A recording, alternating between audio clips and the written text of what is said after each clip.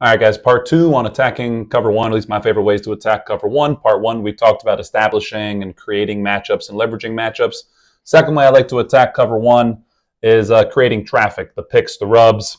Very simple. These range from very simple ways, like, if you run him on a little snag and then run him on an out or something more aggressive on a wheel and see if you can pick the nickel and hopefully also take the corner, meaning there's no one left to take it. You can get into some of those more basic mesh concepts where if you're bringing this guy all the way underneath and bring him across, hopefully they're creating a pick. Maybe add two so you can pick with two, something a little more aggressive, creating that traffic. We can also do it from these bunch formations. So if we say vertical release him and then try to get him underneath, so it's difficult for these two to pass it off, and then we have a concept that's built off of that. But trying to create those the traffic, the picks, the rubs that force the defense to have to run through multiple players. The guy that I really like to get involved in those is the running back, because he's the guy who has the most spacing in the first place.